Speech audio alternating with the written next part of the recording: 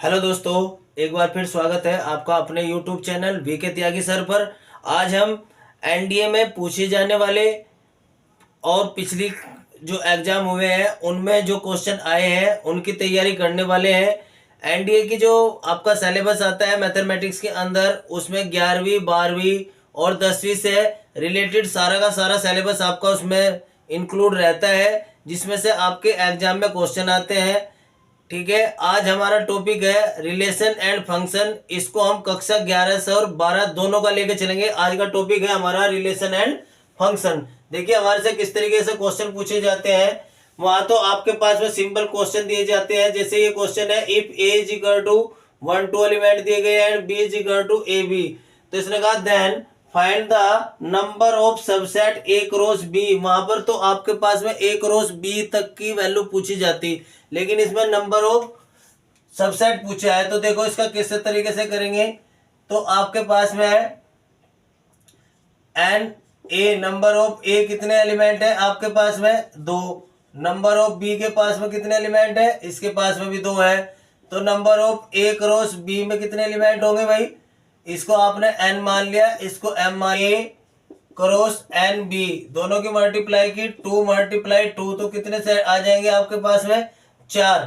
तो देखो इसकी मल्टीप्लाई जब इसके साथ में करते हो इन सिंपल, यदि आप देखें हैं तो जब इसकी मल्टीप्लाई इसके साथ में करते हैं तो 1a 1b 2a 2b, तो कितने एलिमेंट है इसके पास में आपके 4।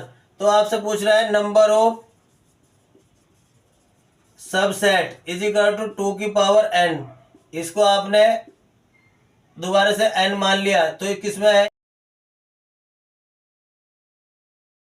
आपके पास। तो आपके पास में किसकी वैल्यू पूछ रहा है, ये पूछ रहा है ए क्रॉस बी में। तो 2 की पावर 4, तो 2 दूनी 4 दूनी 8 दूनी 16। तो नंबर ऑफ सबसेट कितने होंगे इसमें 16 होंगे।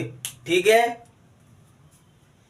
देखिए अगला क्वेश्चन है आपके पास में find the domain and range of the function इतने। ये कह रहा है कि इसके प्रांत और परिसर निकालिए, प्रांत और परिसर ज्ञात कीजिए।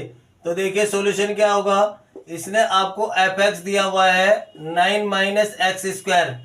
ठीक है, आपके पास में है इसकी वैल्यू कब डिफाइन करेंगे, यानी कि F X is defined as कब, जब 9 minus X square is greater than 0। इस ब्रैकेट इसमें रूट में आपकी कैसी वैल्यू होनी चाहिए, हमेशा पॉजिटिव वैल्यू होनी चाहिए। तो पॉजिटिव कब होगी, जब आपके पास में इसके अंदर का मैटर या तो 0 हो या 0 से बड़ा।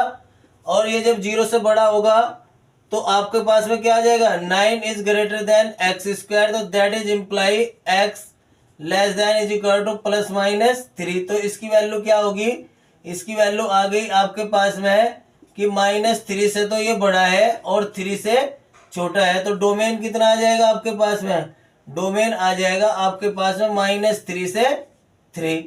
अब बात करते हैं रेंज की। तो रेंज के लिए आप क्या करते हैं भाई, देखो y is equal to again y is equal to 9 minus X square. तो y की मैक्सिमम वैल्यू कितनी आ सकती है यहाँ से, इसमें से 9 में से कुछ भी ना जाए, यानी कि 9। तो मैक्सिमम वैल्यू कितनी हो गई इसकी 3। और y की सबसे कम वैल्यू कितनी हो सकती है, इसमें से 9 में से 9 ही घटा दें तो कितनी आ जाएगी 0। 0 से कम तो नहीं आ सकती इसकी वैल्यू। तो इसकी रेंज कहां से कहां तक होगी, रेंज होगी आपके पास में 0 से और 3 तक। ठीक है, सभी ध्यान से इस क्वेश्चन को करेंगे। देखिए नेक्स्ट क्वेश्चन है find the range of this. इस फंक्शन की रेंज निकालनी है। तो देखिए कैसे निकालते हैं। आपने मान लिया F X is equal to 1 upon sine 3x minus 4। तो आपके पास में क्या पता है, आपको ये पता है कि साइन की वैल्यू -1 से लगाकर कहां तक होती है 1 तक। आपको क्या चाहिए इसमें से, आपने साइन 3x में से 4 को माइनस कर दिया, तो इधर भी 4 माइनस किया, इधर भी 4, तो ये -5 और ये साइन 3x 4 लेस देन -3। तो अब आपके पास में इस तरीके का एक फंक्शन आ गया। लेकिन अभी आपको क्या चाहिए, ये तो अपोन में चाहिए 1 अपॉन। तो 1 में चाहिए तो इधर भी 1 कर दीजिए। तो ये क्या आ जाएगा आपके पास में 1/sin3x-4 लेस देन 1/-3। तो इसका मतलब क्या आ जाएगी आपके पास में रेंज आ जाएगी कहाँ से कहाँ तक, यानी कि -π/1/3 से 1/3 के बीच में इसकी रेंज आ जाएगी।